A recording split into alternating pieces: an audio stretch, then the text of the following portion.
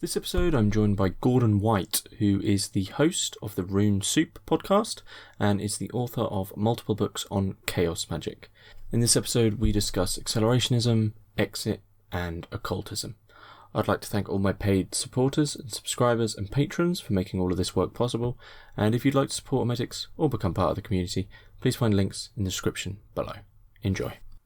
So, James, what happens when two podcasts who both have like a traditional or well-known first question attempt what the kids call a swapcast? Who goes first?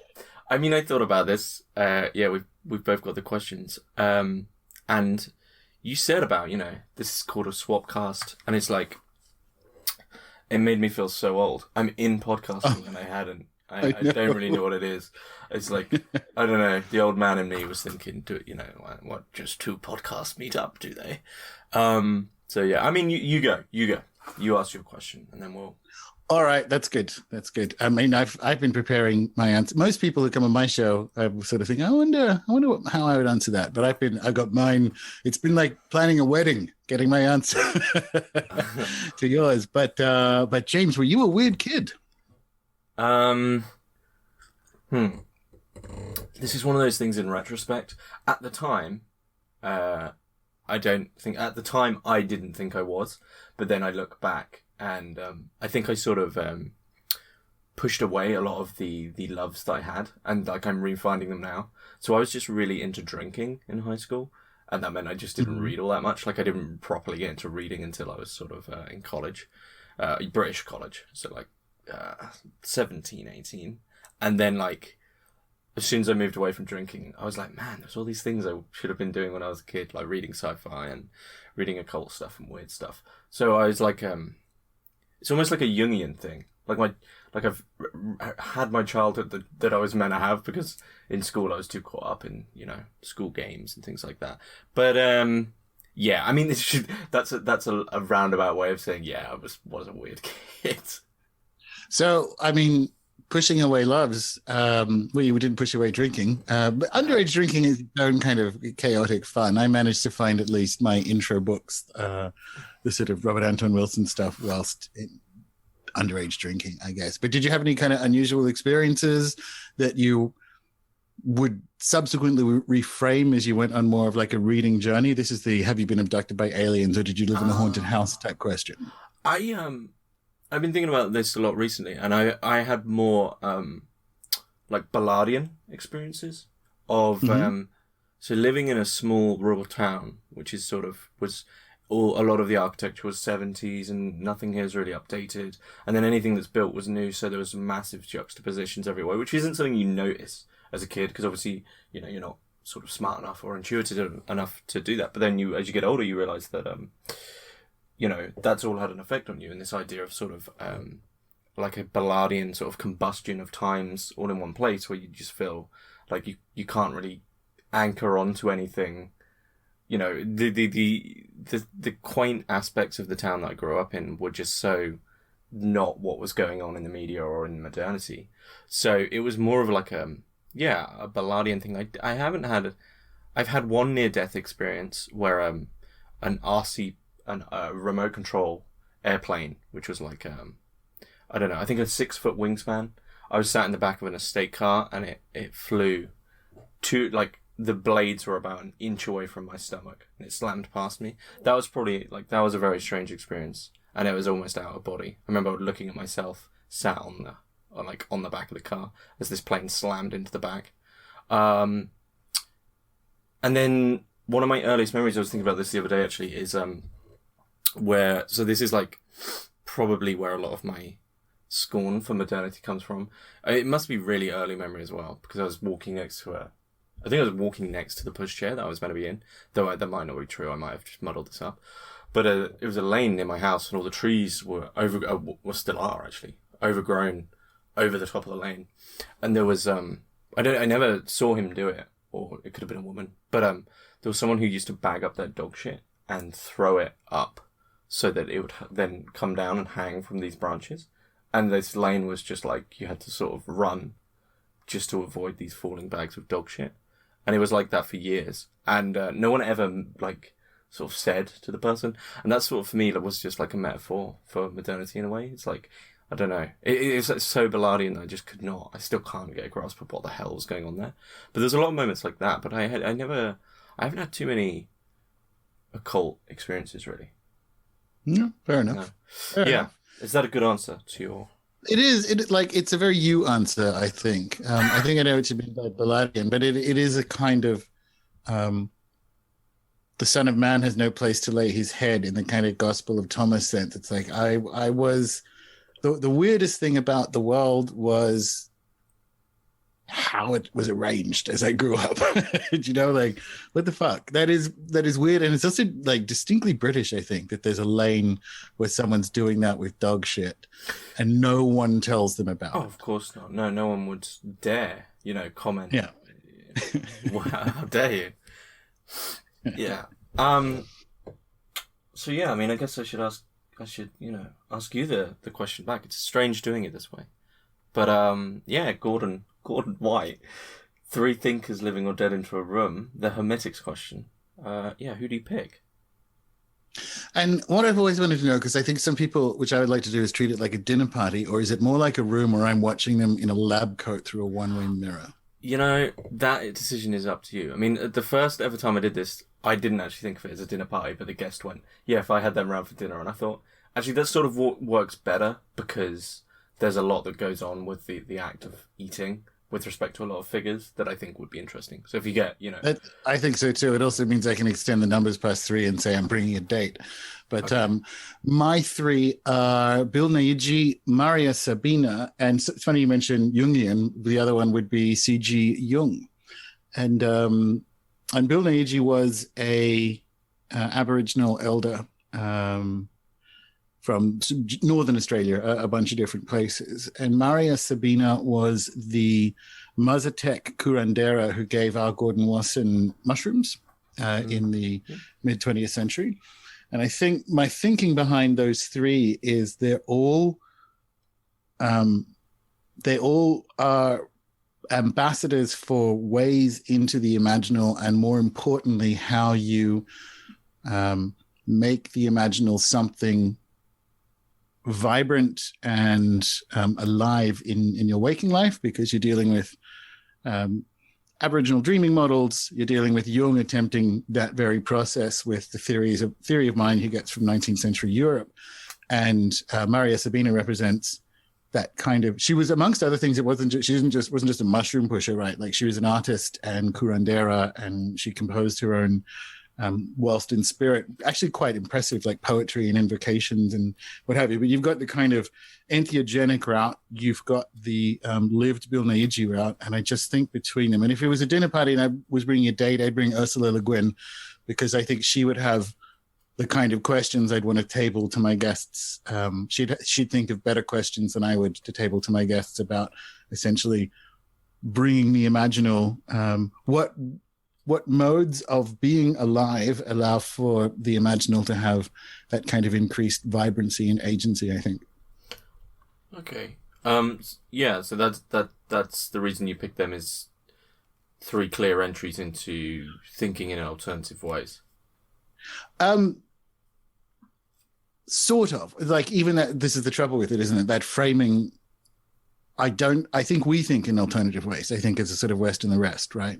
Mm-hmm. I think Jung, towards the end of his life, knew that when he visited Africa and Navajo lands and things, right? So I think it's more, what could Jung have done with more horizontal access to other theories of mind as expressed by Mazatec curanderas and Aboriginal elders, because he gave it his best shot in many respects, but just how European power works and how the European theory of mind he was at. And it's funny, you read his books about him in Africa and he's taking all this stuff very seriously, but he's still using acronyms like the Negroes and whatever. And you think, God, and obviously he did, like, this is a, early 20th century book.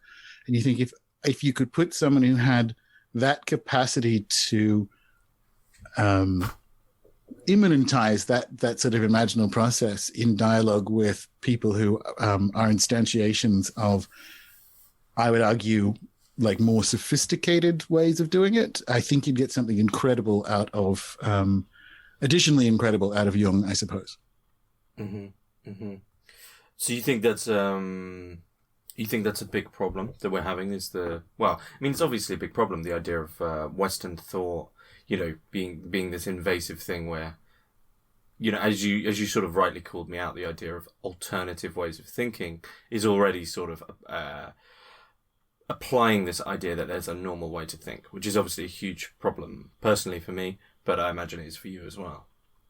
Yeah, so, and I deliberately used West and the rest because anthropology historically goes, West is best from sort of the 1800s to mid-20th century, West and the rest to the end of the 20th century, and then you kind of get the sort of Bruno Latour, we've never been modern, and then you get, the sort of non-Europeans like De Castro saying West and the rest itself is a framing that is unhelpful in cross-cultural encounters, right? So it's really, really challenging, and it's just a thing that I think it's almost strategic. I think it would fix more things or improve more things to prioritize the sort of rewilding or jailbreaking of a theory of mind, especially as this is a thing we can do now. But it's not that's the one thing, even separating them out. All of these challenges are all downstream from the same kind of afflictions that hit other stuff that I'm very interested in. So, political activity and all the rest of it. It's all that same, almost like classically Cartesian hijack. And that's a real challenge. So yes, it is the case in theory of mind that I think that's a problem, but I think it's a symptom of the actual problem. Okay. So one of the big questions that I think was probably going to come up here is, as we're both full-time podcasters on roughly the same, we have a huge overlap, basically. What do you think the state of the dialogue is at the moment with this stuff? It's the public dialogue is the worst anyone's ever seen it who is our approximate age, right? The private dialogue is pretty good. This is a weird thing about this moment, right? So there was, and I he called the top of the cancel culture market. But when Matt Taibbi wrote that piece at the beginning of June, basically saying the American media's lost its mind, and so has the American left, and it feels really good to say it. It all has kind of historical resonances with the last few years of East Germany, where everyone's saying the official thing publicly, but either thinking differently, or in the few instances where they could speak privately, doing that. And I think the trouble is, and why I sort of have written a few pieces about it of late, is that makes everything worse. So there's sort of two things going on. It's like, well, can you critique a progressive cosmology? Yes, you absolutely can. But almost more urgently, you should, because the activities of people identifying as progressive at the moment are making progressive goals further away. So it's like, at what point, as someone who would identify as progressive, do you look at your actions and go, like, progress is in the word. It is the kind of moral and physical improvement via expertisism of a polity. And that's why I think it can be critiqued. I think that's in many respects rubbish. But by the same token, if that's what you are identifying with and your actions take you further away from that, what the hell? And that's been the really interesting challenge, is how you have a conversation that has to kind of paradigm up to the next level, where you sort of bracket the entire thing from internal, like progressivism and internal progressive critiques. You kind of have to bracket that and jump up and treat it in some sort of phenomenological algebra, and go, okay, well, we need to actually now critique the spectrum rather than pieces on it, because if not, and I mean, funnily enough, because my first question to you is, I want a definition for people who listen to my show for what accelerationism is, and it's kind of like where I'm at the moment is because not coming from or put it this way, coming from a more haunted in the actual spirit-based sense, not the ersatz animus sense that we get it from Derrida and everyone else. Coming from a world or a cosmos that's alive, there is some sort of fatalistic component to that, which is like, this is just sort of what happens now.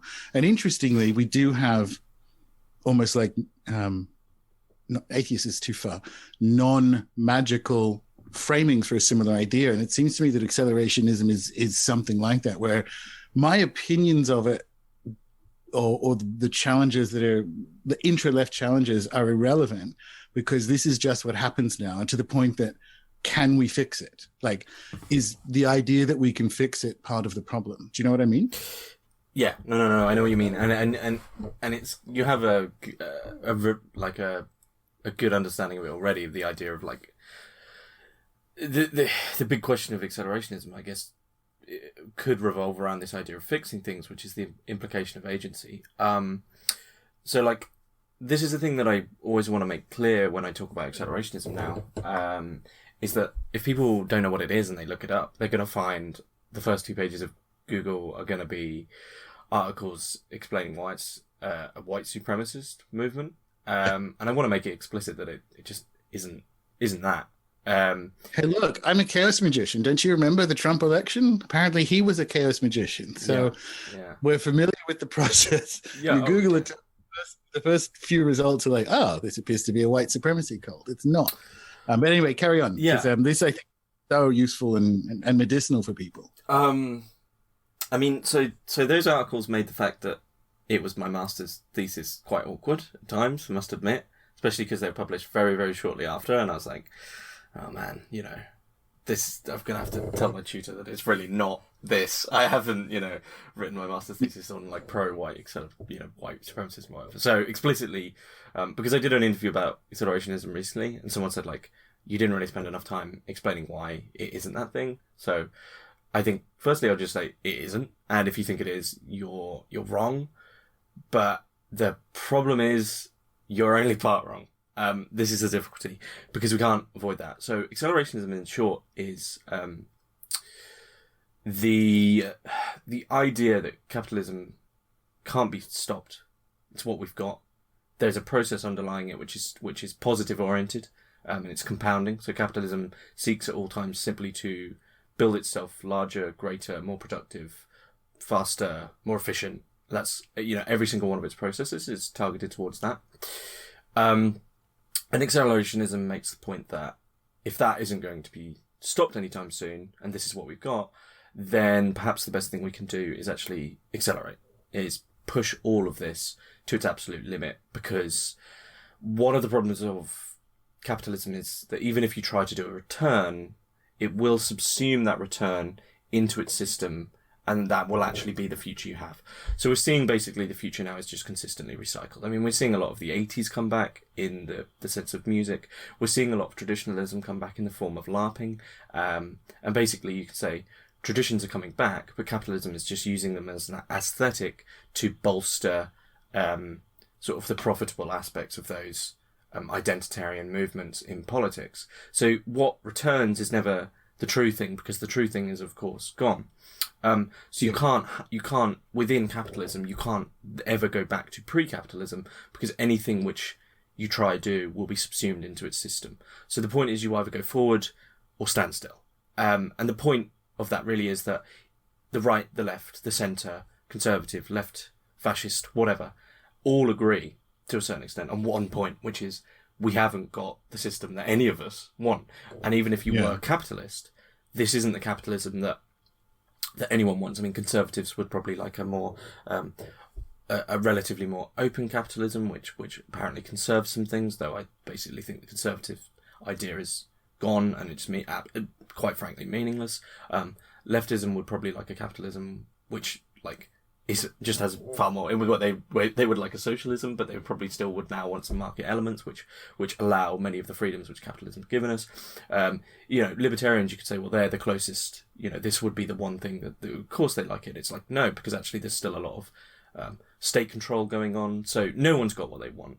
And the point there is that acceleration is basically it's in the name, philosophically speaking, comes from originally Nietzsche in The Will to Power, where he says that the levelling of European man needs to be accelerated. And then specifically Deleuze and Guattari take this on in Anti-Oedipus near the end of the book and say that we need to accelerate the process. So, and the process of capitalism is, as I've said, this positive-oriented thing where basically anything which is subsumed into its mechanics, it either uses to become more profitable or grow bigger or faster or more efficient, or it simply will just ignore it. So people could say, well, hang on, we could ignore capitalism. There is ways to be non-capitalist in Western society or in society general. Okay, I'd say, okay, well, give me some examples. And one of the clear ones is, well, what about if you become sort of a primitivist? You go into the woods and you do that, and it's okay. Okay, let's think about that for a second. Firstly, you're talking about land, and that's basically been capitalized. So you need to purchase the land. You've already got to take up a contract with capitalism in doing that. You need to probably pay taxes and maintenance on the land. So you're already within it there. But in terms of not feeding the beast, okay, you can not feed the beast. But what happens when you don't feed the beast and you don't partake? You simply stagnate and you suffocate, and you'll just be alienated. You won't really be allowed into its systems at all. And then there's also the conceptual, sort of more metaphysical argument there, which I take from Michel Serres, that says, well, actually, what Marx calls the alien force has actually possessed us. So if we were to say, you know what, I want some time out and go into the forest, our brains are still economizing in the way of capitalist thought. And much of the way that we appropriate virtualities of objects, such as trees and land, we would think of in a manner which capitalism. Well, time out. To say take time out, you've fucked yourself there, because you're already framing it as like, well, it's effectively time away from of reality, even though that's an impossibility. So it's what it reminds me of, because it's funny. Maybe it was a show with Matt, but I think Matt articulated that it's not that. It's sort of like postmodernism. It's not that people are accelerationists. It's that accelerationism is happening now. It's not a thing you choose. It reminds me of, remember the Scottish comedian Kevin Bridges in his breakout performance?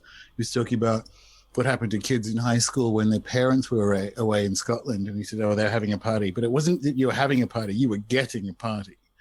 And acceleration is sort of, it's a way of seeing that yes, you can kind of accelerate things, but it's more for me anyway, it's a useful framework of coming back to what we were saying, like, did something go wrong, or is this just what happens now? Because you can kind of paradigm up and see the whole moment. I don't know. What do you think?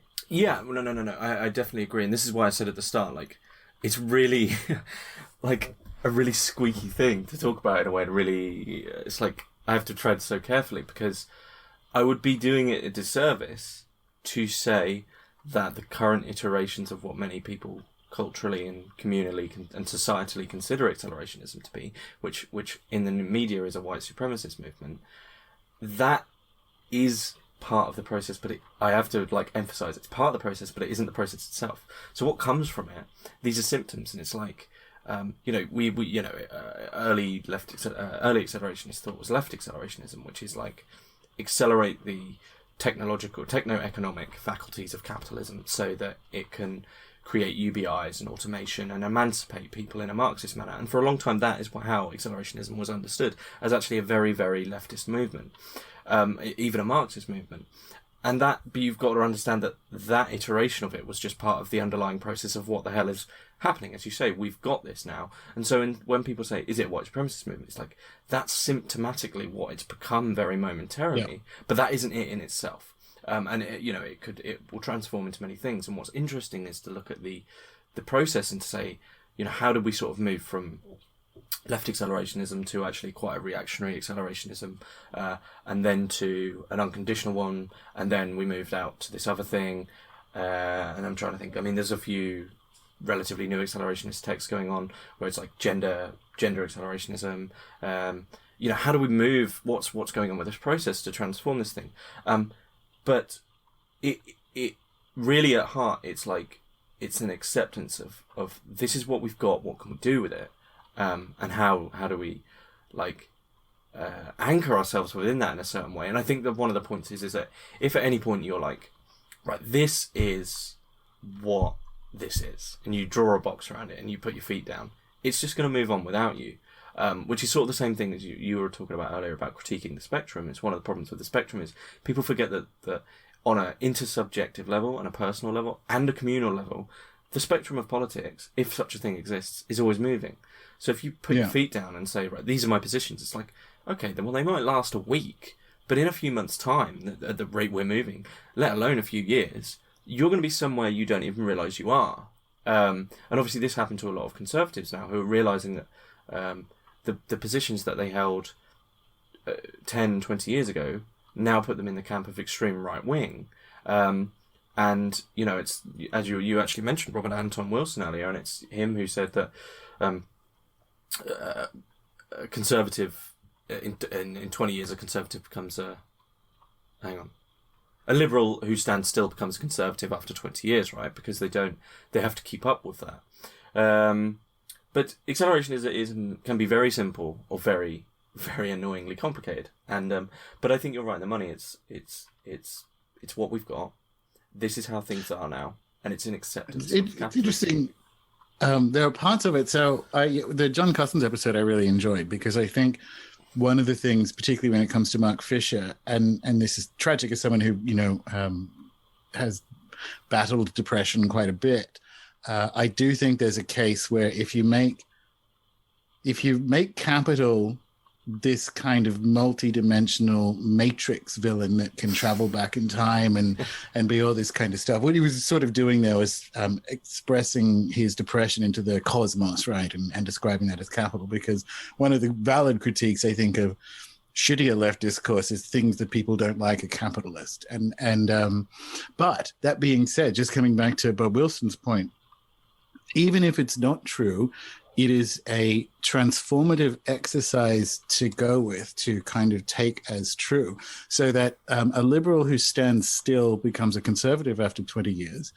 If we layer into that the kind of endless return moment, where I think of it this way, I think of a shrinking historical memory. So capitalism has basically gaslit people into not being able to access history in a valid way, in like an authentic way. So that this is when you look at people not just toppling statues, valid statues of slave owners, but the whole thing where they just started toppling statues of, it was basically going to be Harriet Tubman, the next thing, right? Like, and it was this just complete. And then when black people would try to stop younger black kids from tearing down statues that were, from anti-slavery movements, they get these vicious intergenerational arguments. And what I can see there is the kind of, there's an accelerationist read on that, which is the inability to get at the past and its endless return, or its ersatz return as a simulacra. And so I want to layer that over to a liberal who stands still goes conservative. At the moment, they also think they're like radical Marxists. So it's this ultimate, this is what I mean by, even if it's not true that capital can be this dangerous multi-dimensional archon, rearranging things, it's worth thinking with or sitting with that as a possibility, because you suddenly get to see it is protecting itself again by so that the liberals don't realize, oh goodness, I've become a conservative. You can kind of layer over the top with the same behaviors, this idea that they're radical leftists, but at the same time, unbelievably anti-joy and anti-life and anti-sex and all these like literally conservative things.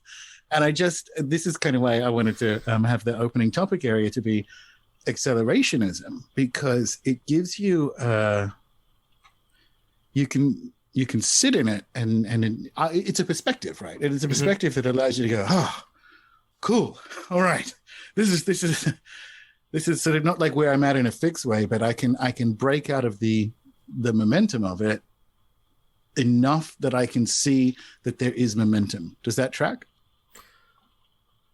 Yeah, because when you're in it, it's sort of like the the frog being boiled in the pot in a way. If you drop a frog into boiling water, it's going to jump straight out. But if you slowly boil it, and the contradictions and hypocrisies. I mean, famously Deleuze and Guattari state nothing ever died of contradictions, which I think is where we're at. If you're boiled in hypocrisy and contradictions and should we say corruption for so long, which starts very minorly, eventually you're just not even going to notice what's going on. And me and Matt were talking about this recently, that when you take a step back and you begin to have a relationship with capitalism and society and modernity, in which it's sort of reciprocal. You go in for a bit, you go, what's going on? And then you have to take these momentary steps out to go, okay, I'm going to look at this. I'm going to try and look at this from from what Marxists would call the wilderness, or just from a detached position. And you go, oh, that's what's going on now. And now I can sort of enter it again with a new frame of mind.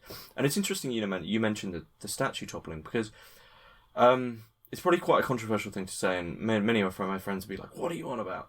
But I think on a very large level, I didn't see too much there that was actually political. What I saw was a rebellion against what I was talking about earlier, a rebellion against the recycling of the future. Like, people, I think coronavirus, almost like capture, the mandatory having to stay in for a very, very extroverted society, and for a society which finds in extroversion a virtue. It's good to be this outgoing, very like, I'm doing this, I'm doing that person. That is seen as a virtue by modernity. When this is sort of pressured down, I think this was just an absolute sort of explosion moment, where I personally don't think it had to be any certain thing which would have caused this. Could have been anything. And it seemed that much of the statue toppling, the riots, were just like, we don't even know what to do. And that was an accelerationism almost of the self, like, I don't know what to do, so I'm just going to go explode. Because what else can you do? Because we've this is the really interesting problem that I find with accelerationism, which is the problem of limits. It's like we've just keep reaching the same limit over and over again with regard to what we produce culturally, with regard to what we produce mentally, or how we think, these ideas. We're still on the same spectrum. Like, I'm fairly critical of current, like, the idea of all these new genders, because I think you're still working within the same ideas. And it's this problem of, if you know what's on the other side of a limit, then it's not a limit at all. If you know what's in the frontier, or over the frontier, or over the horizon, it's not a horizon at all, because you've already conceptually understood it. And we just keep reaching this point where it's like anything that we want to produce or recreate is just a form of aesthetic recycling. And we're caught in a loop where we don't, how can we bring the new in again? Everything is just the same and same again. So it's like these riots are just an explosion, but they haven't solved anything, because it's like we've brought the same thing back around again. And this is why it's like, well, okay, we need to push, we need to accelerate. And I think this can be applied to sort of all things. When you realize why things change, it usually is because they reach this point where they can't contain the constant spinning of the same over and over again. It reaches a point where it just has to break. But what causes that, of course, is a big question, which I I think consistently fail to answer. Well, that's really well described, and I think one of the reasons why, maybe not you personally, but I think one of the reasons why, out of broadly left thinking, it is like there is that failure, is the sort of shitty underlying metaphysics of the whole project, right? I think, you speak about like Deleuze and Guattari, but the story of everyone from Marx is essentially rebuilding this kind of ersatz metaphysics, because he made the idiotic mistake of considering his modified Hegelianism to be scientific, right? And this is the sort of infinite loop of something like progressivism, where they can't get behind the idea that expertisism is a premise, because they've arrived at that from like a expertisist perspective. And I think that's the trouble, where you can't actually get down into there are better ways of saying things like material conditions from a magical or metaphysical perspective. But particularly, I prefer magical rather than metaphysical. Mm-hmm. And it's kind of what Connor and I talk about twice a year, is what sort of fractal flowers emerge from a magical universe that would look left. So especially at the moment, for instance, talking about how things change and protect themselves and shift over time, and that's kind of part of the process. Like socialism means something very different wherever you catch it in the last few centuries. And at the moment, it's kind of gone back to its weirdly earlier form, like of a non-specific interventionist do-goodery. And that appears to be what socialism is, but it's like, and so when you're looking at the critiques of socialism, everyone who's critiquing it is, you're dealing with people who've experienced the Cold War, and they're like, well, in fact, socialism is this very specific thing. And that was true. But it was also true that it was a non-specific interventionist do-goodery at some point as well. So you kind of, if I could kind of shake out, and the identitarian stuff's a good example, right? If you could reformulate, or if your expression of things like gender and sex and all the rest of it emerge out of a magical universe, they have an authenticity and essentialism in a way, but not in the way that, well, maybe in a way that can be critiqued as essentialism used to be. But it's kind of funny. Like I see all these ideas that if they were, it's almost like they're hydroponically grown rather than grown in the soil. And that's the bit that I think would help break it out. Because for instance, like, what do you do with this moment? Well, from a magical perspective, like this is just what happens now. And that is literally in the stars, right? So astrology gives us a framework that this is what happens now. And so it's like accelerationism is a sort of parallel thought experiment to the idea that history reaches moments like this. Do you know what I mean? Everyone's downstream from Hegel. You can pretend you're not, but everyone's downstream from Hegel one way or the other. And it's almost like there's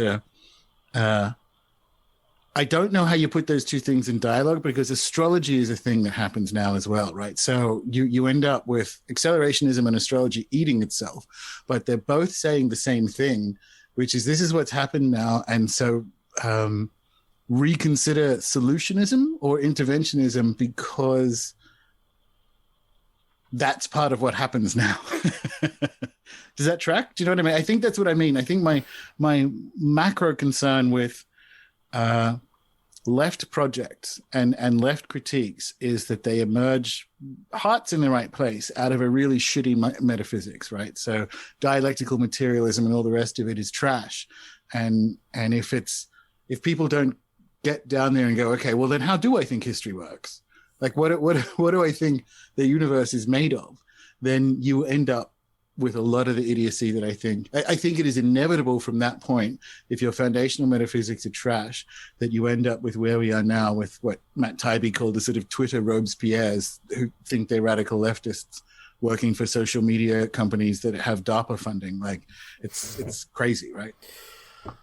Yeah, I mean, it's interesting what you say about this idea of like nobody knowing what.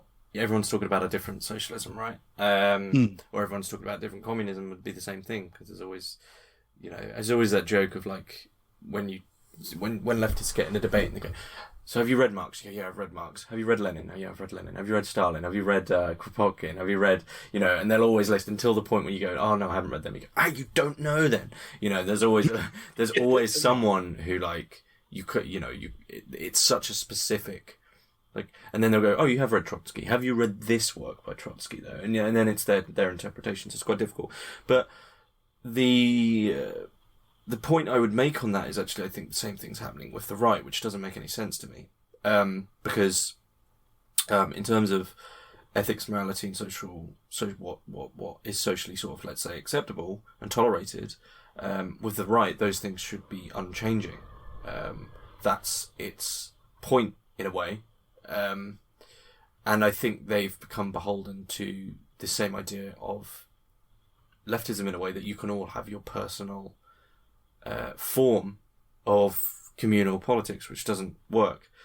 And of course there is sort of an individual aspect to the right, and there always has been, but I think it seems that they've sort of gone the same way, and you hear a lot of terms thrown around, which I think, man, you guys are really starting to fragment just as much as the left. So classically, classically liberal, classically conservative, paleo-conservative, absolutely. etc., But again, on and on and on. And because this is what happens now, right? So, just going back to the socialist thing, if you look at this moment, and so I'm a big fan of a guy called Martin Armstrong, who's a trader and invented this AI, and really, really interesting guy. But he like literally knew Thomas Friedman; they were friends. So you can see he was friends with Maggie Thatcher. So when he says this is a social, what's going on at the moment, the kind of re-engineering of the Western economy, the Great Reset. He describes it as socialist. And the thing is, from a Friedman-esque perspective, it is, because it's the prevention of kind of like Adam Smith economic agents doing small business and all the rest of it, and money coming from the state.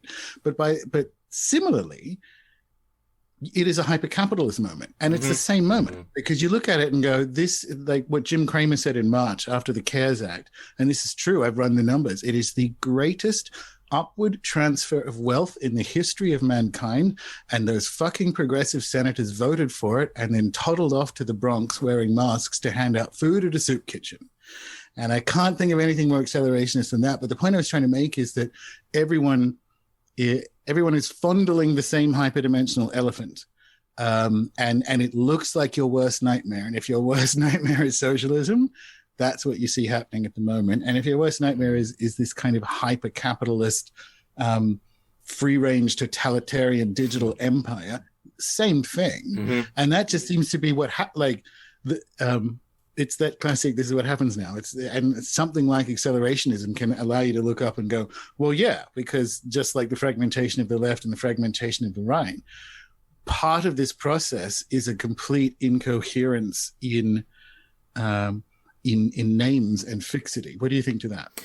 Yeah, I mean, I think I was wondering there for a while if we were talking about the same thing, but we that's outlined that we definitely are, and I was going to frame it in a different way.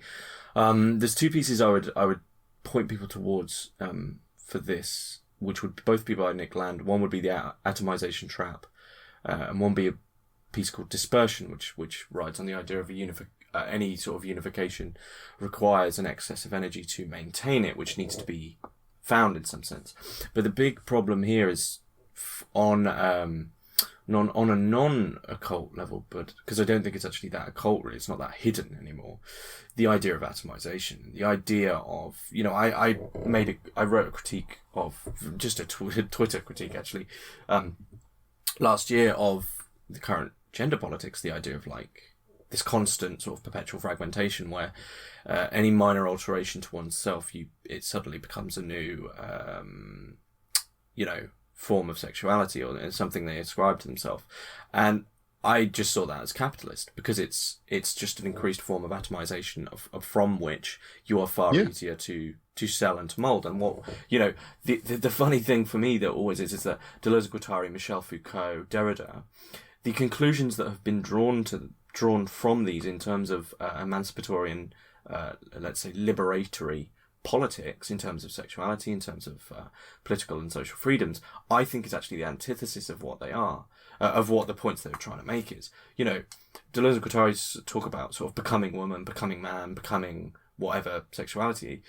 That, for me, never read as there's a huge difference between becoming and become, and for them, I think it would be actually abhorrent that people are boxing themselves off in more minute and smaller and smaller and more micro boxes, because you just become a more coherent atom to be pulled by some random process. And there's this problem of why are you could redefine the problem which Wilhelm Reich Michel Foucault cites Wilhelm Reich at the start of Anti-Oedipus, and as that book is answering one question: why do we all desire to dominate ourselves? Why have we got this internal fascist who wishes to say, I am this, I am that? And this is the same thing that's going on within atomization, is why do we have this overarching, almost transcendental desire to separate ourselves and detach ourselves and atomize ourselves in such a way that we have to be distinct from other people? People take that as the problem there is that that the alternative to that is you have to be part of community. And the point they're outlining in both of them is you don't have to enter into that debate at all. And what, when we talk, you spoke about the sort of the occult elephant in the room, and it seems that we're beholden to a negative which is reliant on our understanding of ourselves as an atom in the world. So what I mean by that is we've absolutely atomized ourselves, and we increasingly want to do so as like a proof we exist, almost like a constant perpetual game of occultist peekaboo. Like, I am here, I exist. I'm now this, I'm now this, I'm now this. You can't stand still, because if you stand still, you get lost. And in relation to the negative, it's always a negative. So it's like, I am this in relation to that which is my alternative. So like you were saying, if you're a primitive and your worst nightmare is capitalism, you can very easily see that. If you're a capitalist and your worst nightmare is socialism, you can very easily see that and find somewhere in the world to do that. If you're X, Y, or Z, you can find your, let's say, A, X, Y, or Z, if you wish to look. And capitalism wants this, because in that sort of recursive loop between the positive and the negative is the point when you're very, very easy to be controlled. What it doesn't want you to do is to step outside of that loop and actually cultivate an existence which has a disdain for these loops generally. Couldn't agree more. And it's funny because if people react negatively to the idea of like, well, what do we do if not atomize? Because like inside the loop is, well, is the counter to that the blob, and you go, well, no. And this comes back to why I think atomism works better as a soil from which to grow from, because you have relationality. This is kind of where there's an animist essentialism that doesn't fall into these loops, and it's outside of this kind of atomization, which is capital protecting itself. Like that, I quoted from the Fisher's Vampire's Castle piece in a recent blog post, and I forgot that he wrote it that way, but it's fucking perfect. That all of these discussions around gender and race are explicitly they ring fence a kind of bougie liberal conceptualization of what these are, and anything outside of that is an attack, and that is literally capital defending itself, and that's what's happening now. Yeah, and this is the thing that people don't get, is when I say, and when accelerationists say, everything is subsumed by capital, they mean it, and I think people, the entire idea of what emancipation is, you are filtering through this a capitalist economizing brain. So what you're dealing with is probably not what you think you're dealing with. And capitalism, of course, wants to give you these things, which are very, very much yours, but actually no one realizes that they're becoming beholden, if they're left, right, center, whatever what they're really becoming beholden to is a transcendental form of atomization or individualism. It's always my socialism, or it's always my, well, I'm a paleo-conservative, but I have to tweak it so it's, whatever. And this is sort of, when people ask me what I am politically, I say, well, I'm not left. And really what I say now is, I veer closest to Ernst Jünger's concept of the Anarch. Like I just want to have it's almost like I just want to have a conversation with politics all the time. So it's like actually the accelerationist perspective. It's like how I watch TV. It's super, super pretentious, and I know that, but I'm no longer watching the program for what it is. I sort of watch a lot of stuff which, happens to be on or whatever. I don't sit down and watch TV at all, really, but if it happens to be on around family or friends, I watch it with this air of, why is this being made? What's going on there? Why do people want to see this? And I think that's the same thing with politics, is why is that working? I wonder what direction that's going to go. What else can you do? Otherwise you're just getting subsumed in something. And I understand that you can always argue this idea that, well, that's another way of, but I think it's the one exit from capitalism. Yeah. really. I agree. It's funny, the left thing, because it's if you try to find where you are, it's like a Model UN, which is why I can't stand. It's like, I'm an ANCOM, I'm a like I'm a Maoist, and it's I hear them all in Ralph Wiggum voices, finding where they are on it. So you go, you know what, fuck you guys then. And the trouble is, you go, cool, then I'm post left, and then you actually work out who the post left thinkers are, and I'm like, not like you guys. Yeah. The post left that went like full Nazi, and you think, hang on a minute, what? And this is why. Jung is Anarch. We'll get people to explain that in a second. But actually, there's one thing we'll get people to.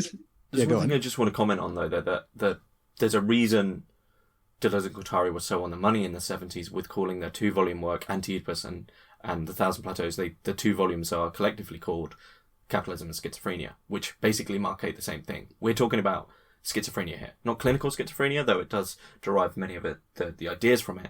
And the overarching idea of schizophrenia is an adherence, like an inability to adhere to a consistent identity, like you're always fluxing. And that is something that capitalism absolutely loves, because there's that brilliant cartoon, and I reference it all the time, though I really need to find it, but it's basically that American Gothic painting, but it's just drawn as a cartoon, and above it it says capitalism's worst nightmare. And one of them is just saying to the other, we've got everything we have and we're completely content in life, right? And that's the problem of an identity. Capitalism understands that if you stop, if you go, right, actually, I'm fine doing this, guess what? There's a limit to your purchases now. There's a limit to movement. And capitalism is fluid. So it needs to make it so you can no longer want to adhere to an identity, and you adhere to this idea that you have to keep up. And that's schizophrenic. So you said a couple of things that was a good thing to drop in there. I think you're right. There's a couple of things we said there, and it's sort of the question and the answer kind of interlock, because usually if the first time people encounter this kind of material, it's like, then, okay, what do we do? And you go, see, that's it. Like, this is what I tried to do with the most recent blog post. You go, how do you solve for solutionism?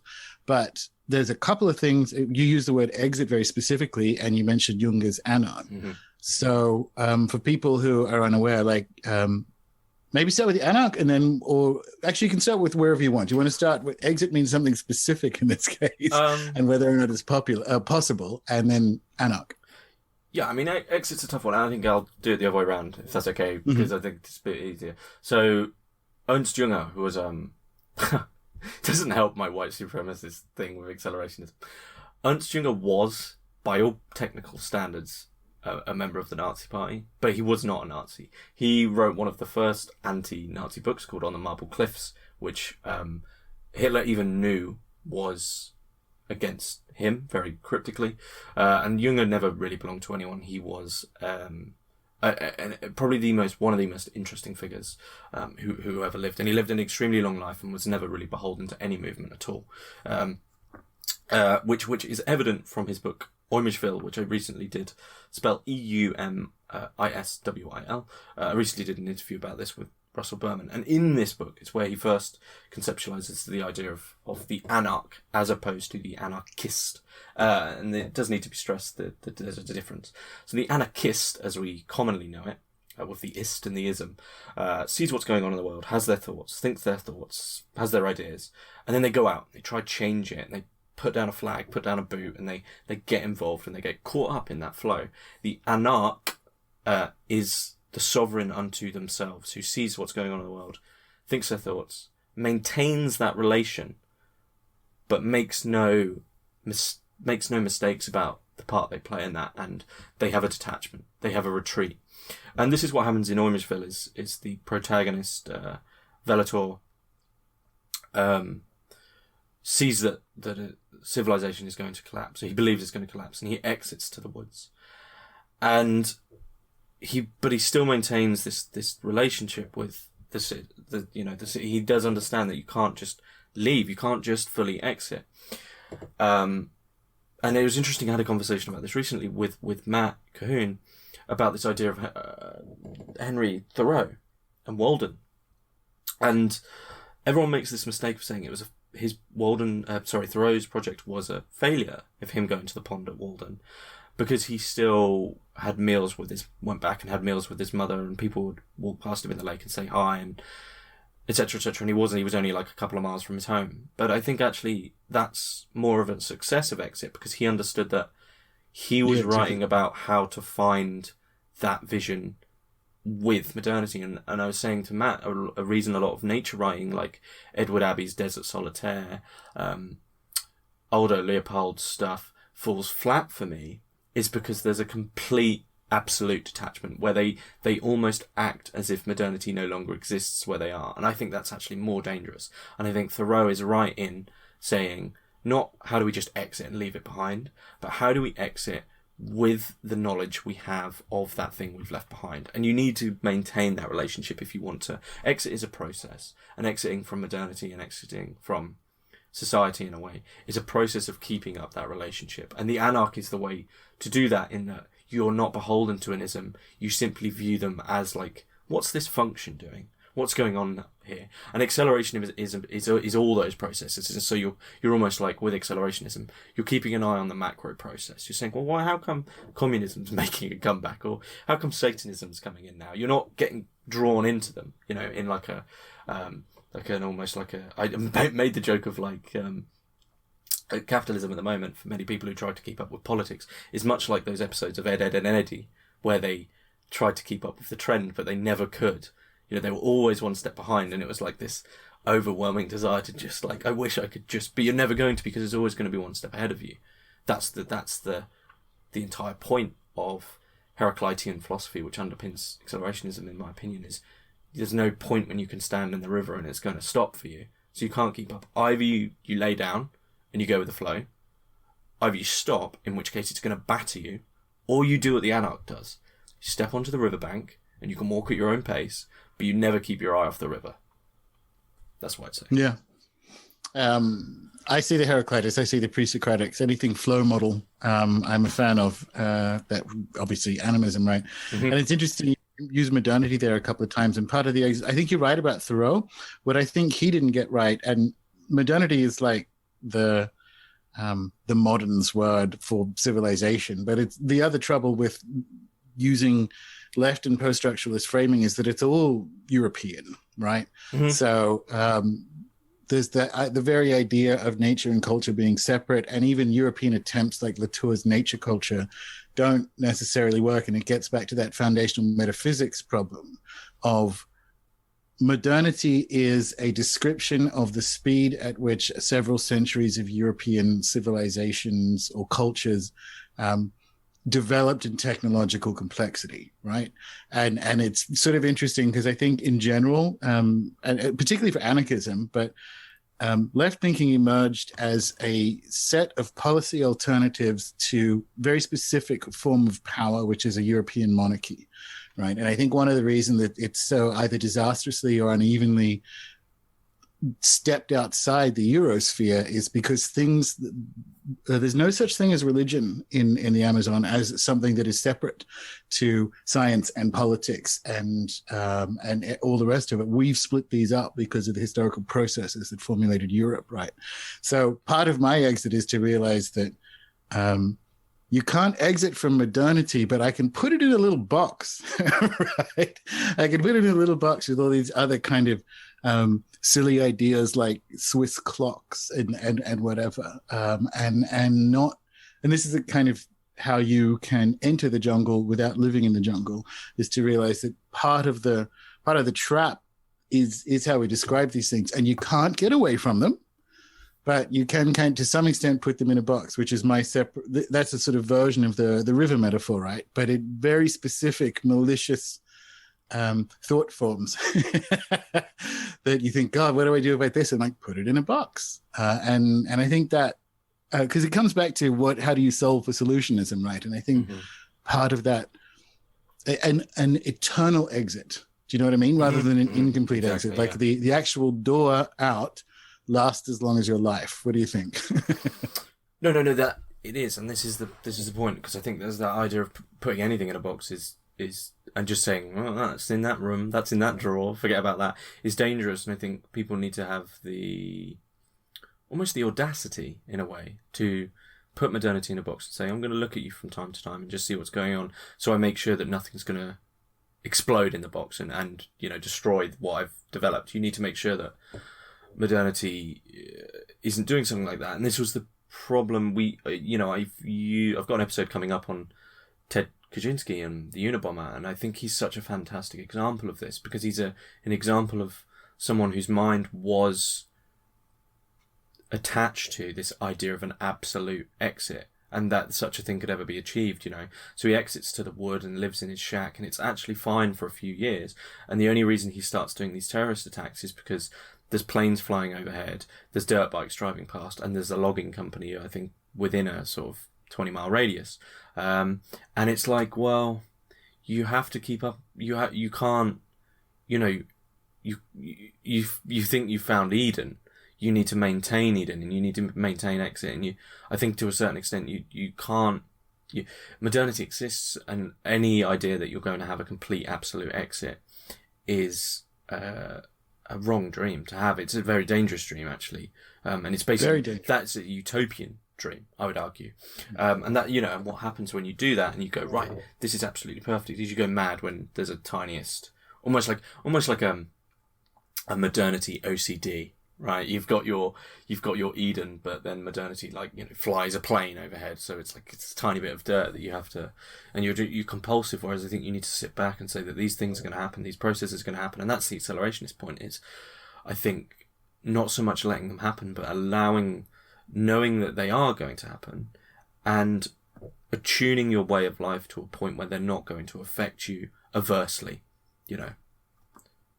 Yeah, I like it. I like the idea of the OCD thing too, because it's always struck me as a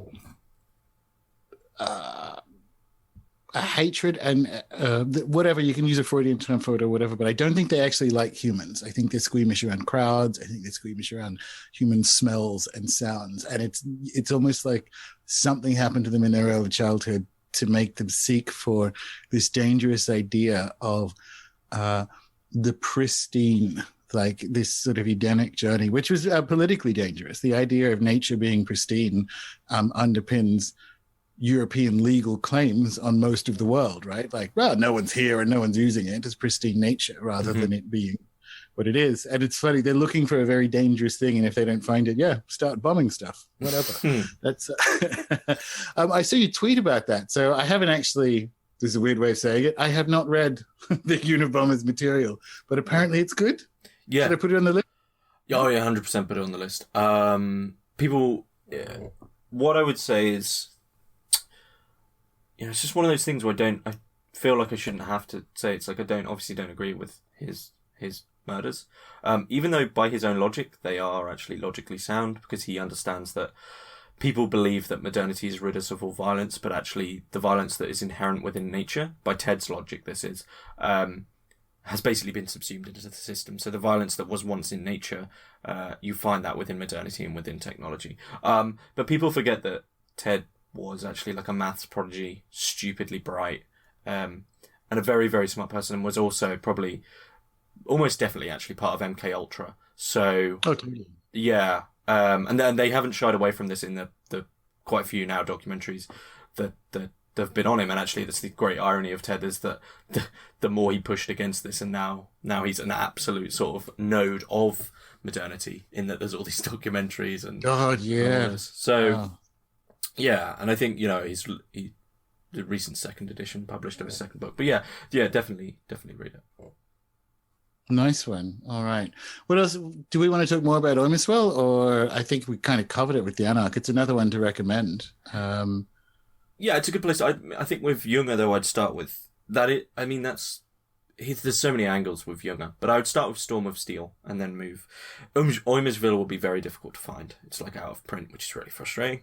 Yeah, but I'm thinking of other stuff we could touch on, and I do want to touch on like what you think of contemporary occultism in general. I know that's a huge question, because for me, it's just such a difficult question. It's very difficult to sort of define the conversation whilst you're in it, right? So it's like a lot of people have this argument that we can't define what's what both world wars, which you can sort of subsume into one war, actually had as an effect on the world, because actually we're still in it, and it will be another sort of 40 years till we can actually finally step back, draw a line around that era and go, wow, that's what that did, right? And I think, I wonder, this is one thing I really like about Junger, is he was very good. There's a few people I could name who are great at spotting things while they're in it, within it. Ballard was one. He had his finger on the pulse and still does, even though he's dead. Junger is another, and John Michael Greer, I find, the three thinkers who I think who have let's use the idea that we've brought in, who have exited enough to be able to look from a third point of view and look in. So, maybe you could try that, and, what do you think, a huge question, what do you think the contemporary state of occultism is? I tend to put things in longer historical timelines, right? So there's probably, and first of all, I'm a magician. You kind of mentioned it earlier. I don't say occultism or occultist because it's not hidden.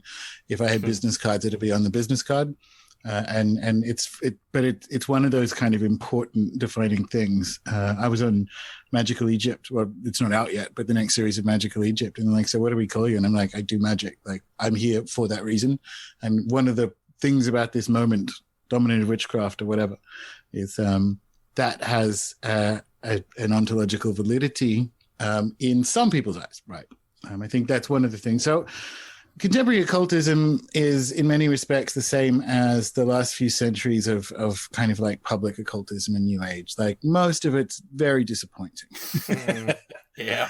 Some of it isn't, but like, when you think, what point do you want to go back to where you go, well, most of them weren't that good. Most of the people in the Golden Dawn weren't that good, right? And most of their reads on the world are sort of like, what do you want occultism or magic to do, right? Do you want it to have good internal discourse? Do you want it to have a good critique on the world? I don't think, at the moment, no one has good internal discourse. Like, it's rubbish because people spend too much time on Facebook and not enough time doing magic or whatever, right? So it's not in a good state, but I don't think that's a differentiator. Parts of it I think are really good. I think in the corners that I run in, we're a bit further ahead than other people in working out what post-digital interaction looks like, which is actually kind of a thing I was about in my career when I had one. So that's probably a part of it. So everyone's using Zoom rooms and so on, but with the sort of communities I'm involved in are making sure that the kind of 90s chaos magic promise that we're all going to have, like, dial in and have these kind of second life utopias is shite. And like, it's military technology. It always was. I believed it for a decade. Most of us did. Most of us had some, like, 1998, not even to 2008, maybe like 95 to the .com crash. I don't know, but there was a brief few moments of dial-up there where you thought, this is going to be the future, not just magic, but everything. Information superhighway, lawnmower man, whatever. Bring it on. And that turned out to not be the case, because it's like a military technology and mind control platform. But it's also nevertheless the way most people have ersatz interactions with other humans, especially at the moment. So it's a question of what can we get past the ersatz to some form of authenticity. And the obvious example was before freedom of assembly was destroyed. The obvious example was to use it as a communication and networking platform and then actually meet in person. And people who can do that still do that. But I think it's the next thing to happen for the world of magic needs to be, as it is for everything else, to kind of grapple with this moment. And in particular, the next sort of 3 to 5 years. And I don't, it has all the same problems we were just talking about, like the statues thing and the historical amnesia. And so as a result, there's a sort of weird truncation of plagiarism. So people are thinking that either they've come up with ideas or have, like, it's not even like stealing ideas. There's an inability to have a coherent historical narrative of what the last 120 years have been. And that's not like magic or occultism specific, right? So that's the state of it at the moment. On the one hand, there are some, there has been over the last 15 years glorious new books and new modes of thought and new discussions. And in that sense, there was like a late 19th century occult moment. But that is typically defined by how it bleeds out into macro culture, right? So, and that certainly happened in the last few, since like 2015 in particular, with the kind of Brooklyn Wiccans against Trump and all the, with their Urban Outfitters candles and things, to where we are now. But it's kind of, and I gave a presentation, I think it was last year, beginning of last year in Brisbane, about the devil. And at the time I said, it's probably easier to list the shows on Netflix that aren't about the devil than are. Right. And so when I look at the state of something like magic, I look at it in that, because of my dinner party guests, in the sense of, well, what's actually going on in the imaginal that's expressing in the waking world?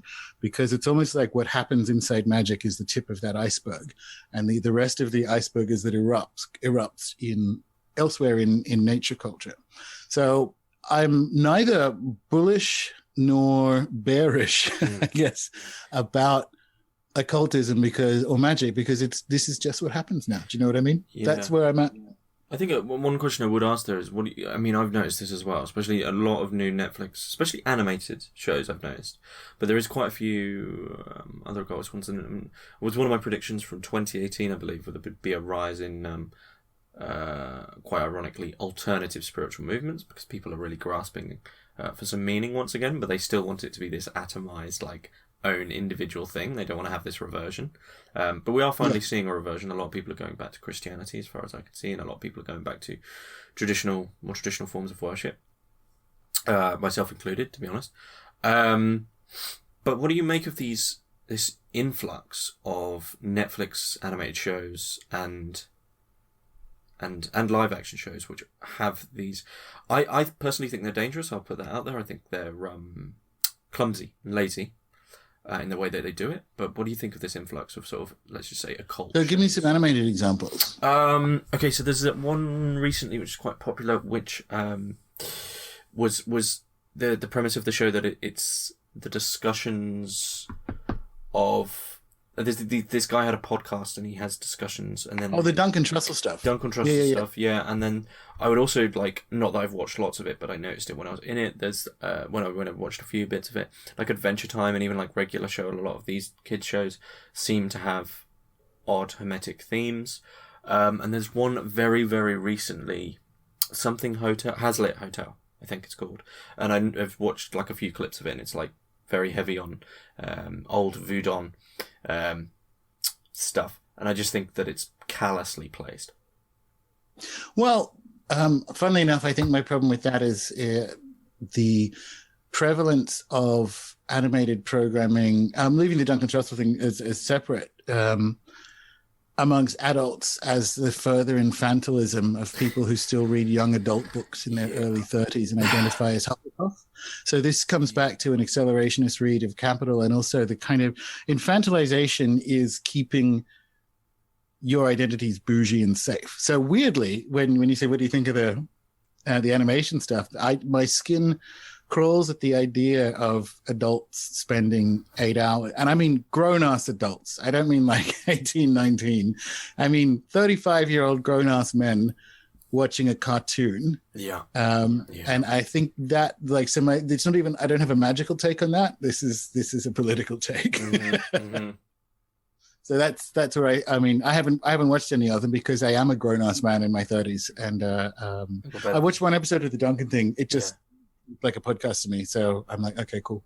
But I didn't watch any more of them, so I don't really have an opinion on that. But the others, I think it's more, again, this kind of endless return. The kind of Harry Potter thing itself was bald-faced plagiarism, but it's like, oh, that worked, so let's just iterate the shit out of versions of that. Do you know? Yeah. I don't even really view it as magic's problem. I just think it's a thing that's happening right now. Yeah, I remember saying to that to someone when I was in college. They said, oh, have you read it? And I said, oh, I started reading one of the Harry Potter novels, but I thought it was the most unimaginative book I've ever read. And they said, what? It's full of imagination. I said, oh, actually, it's the antithesis of imagination, because it's the same ideas, but actually applied with less imagination, because It's like, and as soon as I said it to them, you can sort of see them realize, I know this sounds quite arrogant, but it's like, you mean you're telling me witches and wizards is imaginative? They went, oh yeah, I guess I see what you mean. It's like, it's been we've done it. She just did it on a very young adult applicable scale, and that did sort of boom that whole market. And the infantilization, I'll just say it like that, of society is something that really, really interests me, actually. And it's another accelerationist thing. I think you should sit back and go, why is it that we have... I think that probably would make an amazing Jungian book with respect to this idea that Jung had of the reason you have a child is actually to have your childhood. Because when you're a child, you're in it, so you don't know it. And then when you have a child, you get to experience childhood as, like, it's happening. And I almost think that perhaps there's an argument there that perhaps the statistics say otherwise, but it seems to me that in the West there is a decrease in the emphasis on the idea of having children, the idea of traditional family values and things along these lines. So perhaps what's being replaced now is, for me, a combination of this infantile consumerism, this constant return and want to have things as they were, and holding on to that quite literally for dear life. And this in combination with what I call the Disneyfication of society, in which you have good and you have evil. There's no shadows anymore. The good people are absolutely 100% good, and they've never, ever, ever even looked at something bad.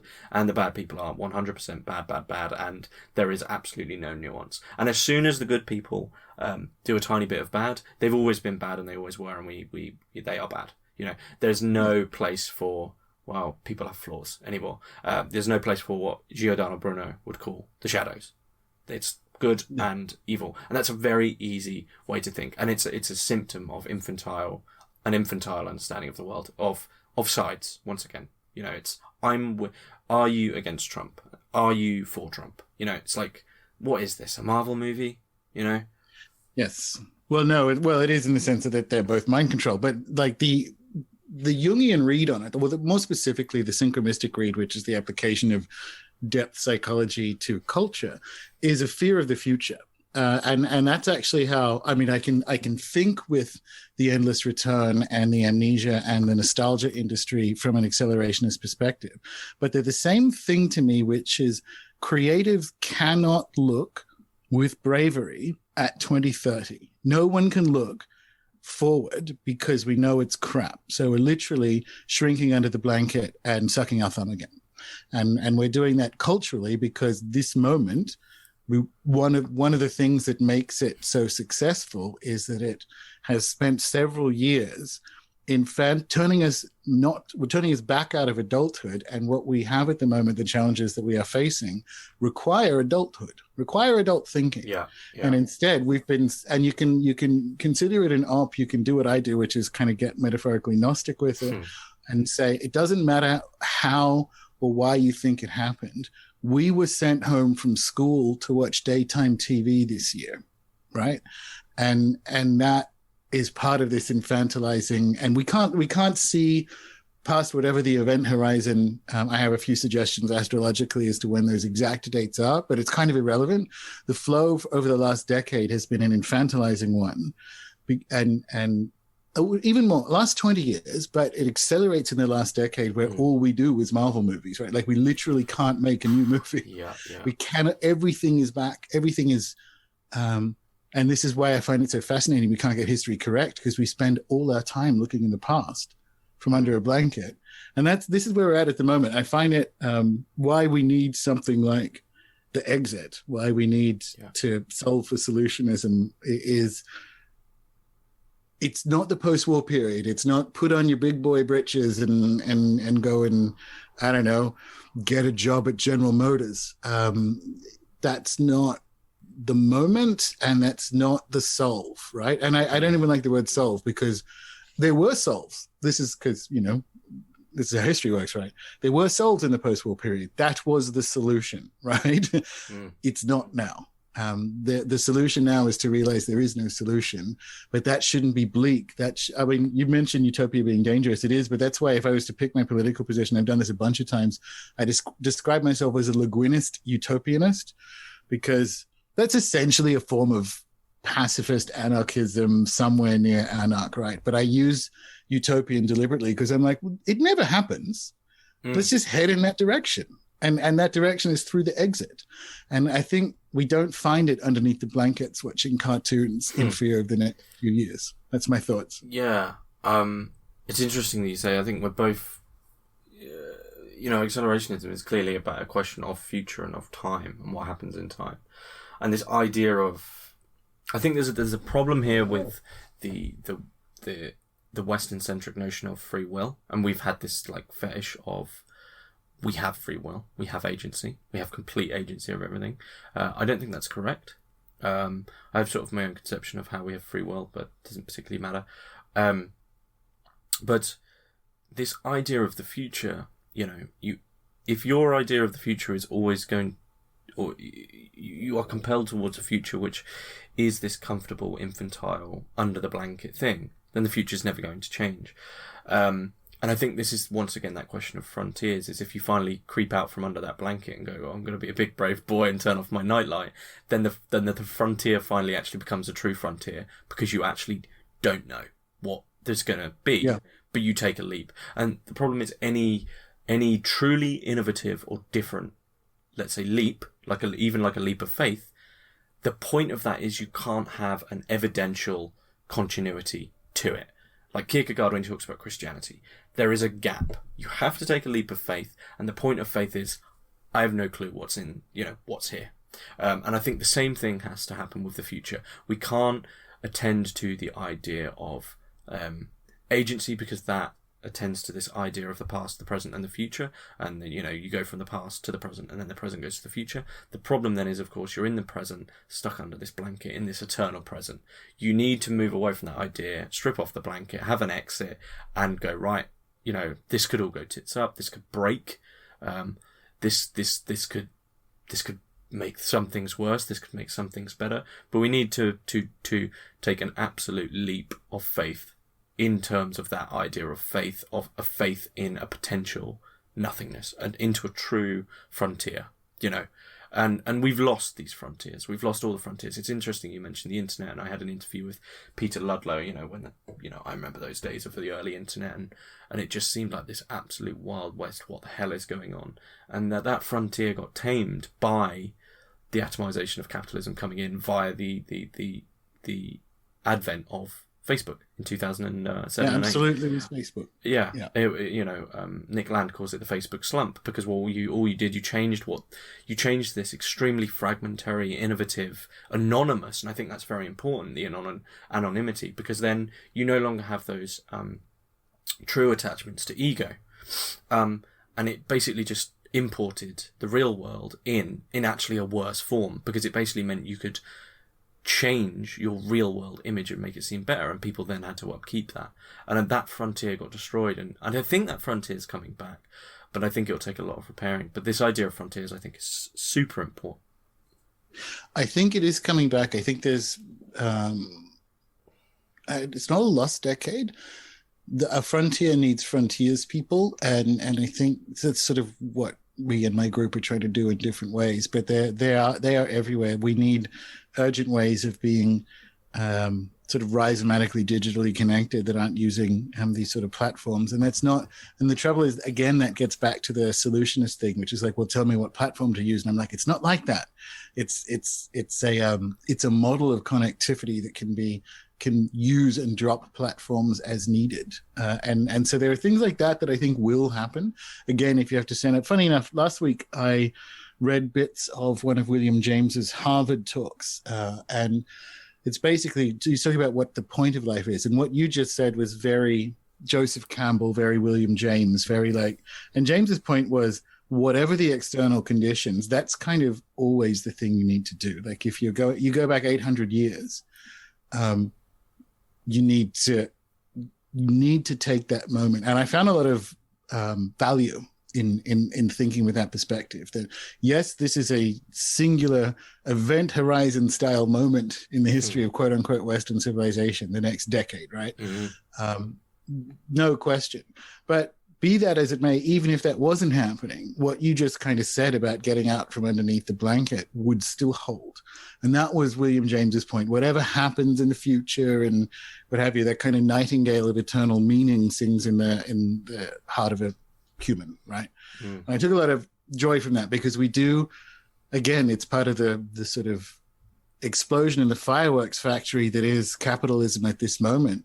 We think we're reacting to this moment, and we are, but on another level, it's just the moment. Like, this comes back to the magical perspective. It's just the moment. You're still, as far as I can tell, some sort of either a fragment of or the entire divine. And that holds true where and whenever you are. And that's one of the ways I think maybe people can get out from under said blanket.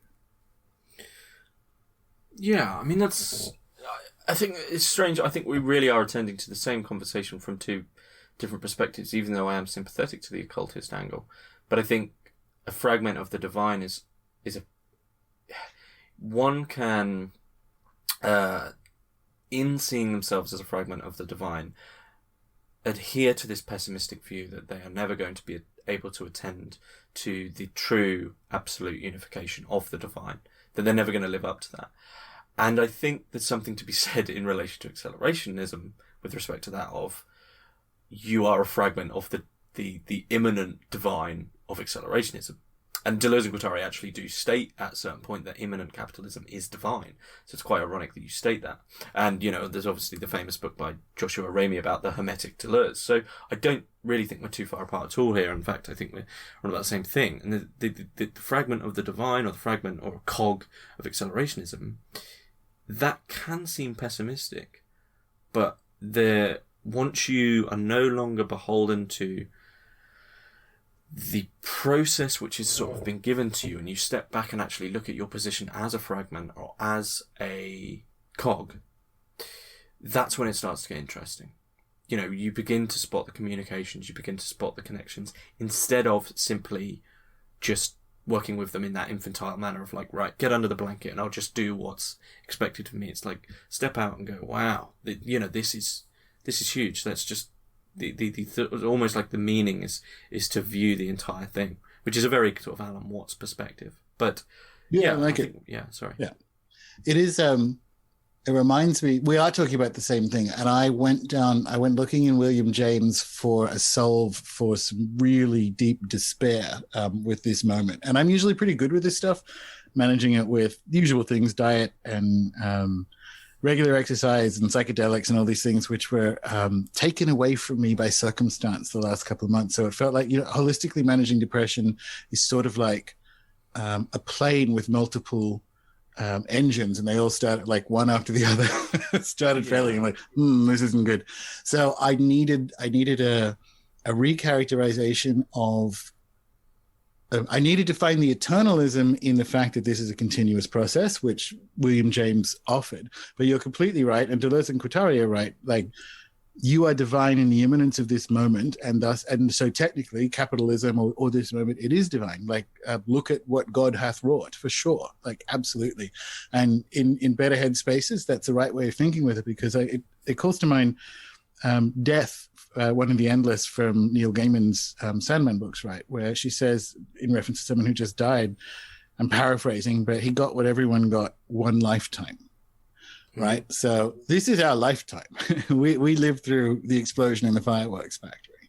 And I don't want to I don't think we should spend it underneath blankets watching cartoons, but it kind of comes back to, we are imminently divine in this moment. And we are here. And it's not even, this is the trouble. You kind of fall into sequential or historical thinking to say you were born at this moment to do a thing, like you have a destiny, like maybe, but just on the purely phenomenological level, that as far as I can tell, this is the animist perspective, your sensory experience is the universe experiencing itself. And it's doing that right now. It's doing that right now in this moment. So I agree, like, we're in full alignment on that. I just get unsurprisingly more magical in the description, given that's where I'm coming from, I suppose. Yeah. Big stuff. Yeah. Yeah, you quote death, and it gets pretty big, but I mean, I don't know, it is big. You sit with it for long, as long as you can break out of. Yeah. Not even break out of, as long as we can bracket or. The only thing I'd comment on there, I mean, depression is something in terms of what it is. I'm super skeptical of, in the way that we understand it, in the way that we commonly understand it. I sort of actually moved towards, I guess you could almost call it a reactionary position from Gurdjieff. You know, the idea that depression and anxiety, like negative emotions, are the things that we actually indulge in the most. And that seriously helped me out, because I think there is a lot of indulgence in it that comes from years and years of romanticism, Oscar Wilde, sort of these mopey, like Morrissey type figures, which I don't think is a correct representation of it, but I do think there's some indulgence in it. But then I also think that indulgence has been infected sort of parasitically by capitalism's understanding of what depression is, as basically depression and anxiety arise from an inadherence to normality within modernity and people's inability to be normal because they can't be normal because that's not them, and the conception of normal is a straitjacket. Yeah, absolutely. And it comes back to a really, well, see, I could replace every time you said the word capital with the archon or archons, and it would be the same thing, right? Because it comes at you with you being a broken machine part. In the machine. It's like you actually have a chemical dysfunction in the brain. Okay, but that hasn't been true for 25 years. Like, it's a feature, not a bug. Yeah, but it's not. And I agree completely. When I say I manage it holistically, I just use the D word because that's what it is. But my experience of it is falling in and out of alignment with flow, essentially. So, and it's just been too much. Like, there's too much. Despair can do it. I tend to use the word despair more because it has kind of like more of a ancient Greek kind of feeling rather than depression, which can, as you say, lead people down into an entrapping formulation. Yeah, despair has the ancient connotations. It's not this sort of minute. Should we say like a? I guess even in Marxist language, it might be like a bougie liberal depression of, you know. I don't know. It's just a sort of first world problem depression, as opposed to a true cosmic despair. Agree. You know, I mean, that's. I will admit that's sort of a very fine line, because, you know, I readily admit, who am I to say what one is experiencing is X or Y? But just from personal experience, I've seen such an influx in it that I believe it's something that really is arising from one's inability to just say, actually, no, I'm fine with being this way, or I'm fine with being that way, and I'm fine with not doing that. That's one of the big problems of modernity, I find, is the inability to say no to anything, and feel comfortable in that decision to say, actually, you know, one very, very obvious example is like, we're all going out clubbing and binge drinking, and all the social anxieties and pressures, and in a certain sense what we understand within capitalism and depressions that come from saying no to that decision, that sort of communally accepted idea of what's correct for an 18-year-old to do, to say, no, actually, I don't want to do that. And it's in those moments of saying no to the presupposed normality that one sort of finds this, like, this authenticity. Do you think, because it's sort of in, I just want to be clear because I know people struggle with it. I view 2/3 of diagnoses of depression as being, obviously I do because I have a different theory of mind, as being despair, as being cosmic rather than a dysfunction within capitalism. It's all part of that battlefield medicine where they'll give you a thing to patch you up rather than fix it so you can toddle off and do more capitalism, right? But do you think, having said that, because I know there's some upset people who might be like saying we're telling them to harden the fuck up, cup of concrete, as we say in Australia, and kind of coming back to the cartoons thing, do you think there's too much false consciousness in that? This is one of the things that I like Junger, and I think the exit is the correct move. But do you think there's false consciousness challenges, which I dislike, in in kind of going, well, maybe you shouldn't do this and maybe you should do that. Because I think that I'm concerned about the infantilism. I think if people can, in an adult capacity, watch a cartoon, they should. And I think that's my soul for it, but I don't know. What do you reckon? Just explain to me what you mean by false consciousness. So in the Adorno sense of why communism didn't take off amongst the working class, particularly in America, it was because they had false consciousness. He hated things like jazz. He hated black things. He hated things like jazz and cinema and dancing. Like he was like the mayor out of Footloose, right? And his reason for why there wasn't this great working class revolution was because they had false consciousness. They were sort of, but it was that real European. He liked opera and he looked at usual kind of leftist intellectuals, right? He liked opera and he looked down on actual working class behaviors. Yeah. But I worry that that's built in. And I'm not much of an Adorno fan, but not that it's built in, but I think there's a danger of slipping into having like a false consciousness or pointing at someone who's behaving in ways that we don't enjoy and saying like, you shouldn't behave like that. Do you know what I mean?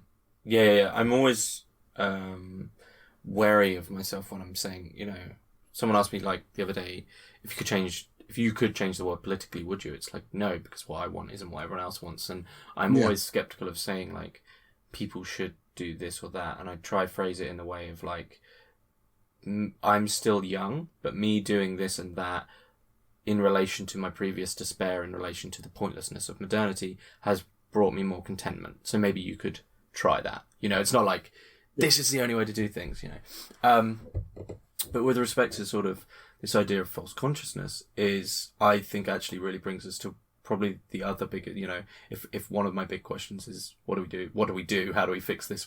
What is to be done? I think the other question that instantly for me can actually begin to mark out a way to solve that is what has happened to our relationship to death, suffering, and pain, which I think is super, super important.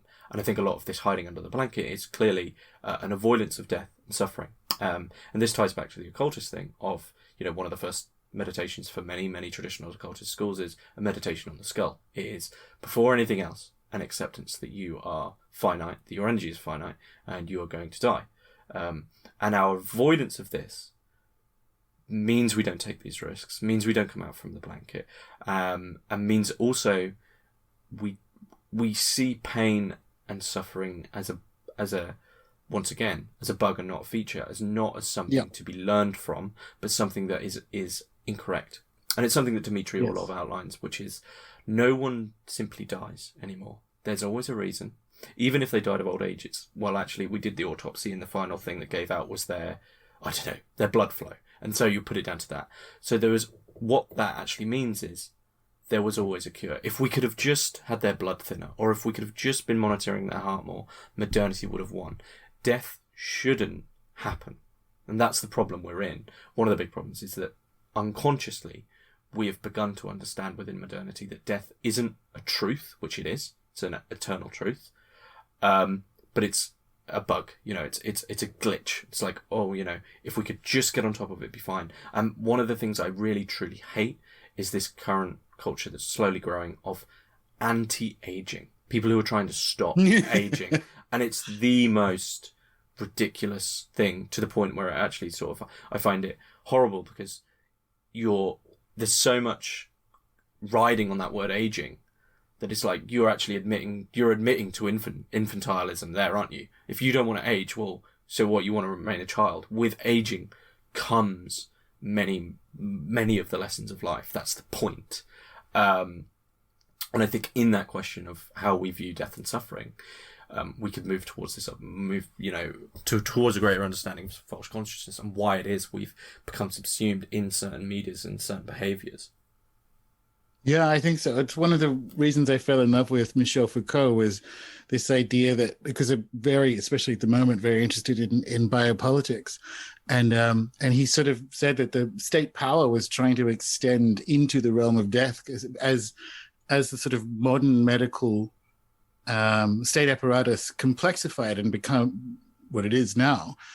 it is in, and this is really iconic, this is just pure Gnosticism, but it's in a battle with death. It will not let our souls leave. And one of the ways it does, this is kind of my angle on it, like one of the ways it does that is to banish death from our lives. You can't have the corpses in your house, you know, all of this stuff. And it's what this current biopolitical imposition upon us all relies on. It relies on our, not just our unfamiliarity with death to such an extent that we have no capacity to assess risk or anything around it. And it's baked in, either intentionally or not. But he had this idea, which I liked, that that state power was trying to reach beyond death. And it's in the narrative of medicine, as you say, like, even if someone dies of old age, no one just dies. Like, if they had the right medical treatment, people, well, it's a scam, so hopefully no one's planning on freezing themselves, but people were literally trying to freeze themselves. and it's so profoundly dysfunctional. And tragic. Like, this has always been the, and everywhere else and everyone else, including ourselves, maybe from go back 500 years, and it's kind of a lot better, have a memento mori. We have Saturn in the sky. We know that death is, it is essential to have death to have meaning. And I don't mean like because you learn that your life ends. I mean, no, it's metaphysical. Like the fact that death is, we pretend isn't, and that's weird. Yeah, and it's this brilliant episode of The Twilight Show. Episode 28, season 1. I remember that for some reason. I can't remember what it's called, but it's the guy who he passes away, and then he believes he's in heaven, and his heaven is a casino, big flashy house, and all these women, really hot women, and he begins playing the slot machines and roulette tables, and he wins every single time. And then he like chats to women, and they're just instantly into him. And basically, in this world, there's absolutely no struggle. And after a month or so of this, he's extremely bored to the point of absolute despair, because there's no suffering, there's no struggle, there's no grind, there's no small amounts of death which you have in these moments of struggle where you fail, right? And eventually, at the end, he says, like, I thought you said that I'd gone to the good place. And he says, what makes you think this is heaven? And sort of has this horrible cackle. And this guy's stuck in an eternity where, that's hell. Is an eternity where you have absolutely no existential friction in terms of what it is you desire. Instant, like, and that's sort of what capitalism wants to do for people, is to say, like, you want this, you've got it, you want this, you've got it. And it's an interesting question as to why we keep partaking in this stupid ritual of desire, but that is hell, is no struggle, and you need that to be able to anchor and react to things in certain ways and actually learn. What some of the things, so basically what we're talking about there is a flow model again, because it's not just highs and lows, it's variation. And the absence of variation is archonic. We think it's heaven, it's capital, it's archonic, right? And I have a hot take as to how I could prove that, and that's high intensity interval training. So, because my father has had he spent, because, he's a boomer, probably decades on an exercise bike in his office. And a couple of hours a day, and he still ended up with heart disease and having the heart taken out and triple bypass. And he's still alive. He's just had a bunch of shit happen to him, right? It turns out that it's not actually an elevated heart rate. So you don't get your heart rate up and keep it elevated, and that improves heart health. That just damages it. It is, in fact, a variation between high heart rate and lower heart rate. So high intensity interval training, the highs and the lows, the variation in it is the thing that creates the health. And you would think, and it comes out of that same machine medicine, right? The sort of mid 20th century exercise theory was, well, you got to exercise the heart. You got to keep the heart rate up for a minimum of 7 minutes before you start to get effects and all this kind of stuff. And it turned out to be complete machinist crap, right? Mm-hmm. The thing to do for your heart is variation. And that's the thing to do with muscle growth and all the rest of it. And I like the hot take of being able to go from effectively bro science to a cosmic statement. But if you are magical or hermetic or some kind of animist, there is in fact a metaphysical quote unquote truth. The word's wrong, but you know what I mean. To the reality of something like variations in heart rate make your heart healthier. A steady state doesn't. So it's healthy to exit. That's what I'm saying, James.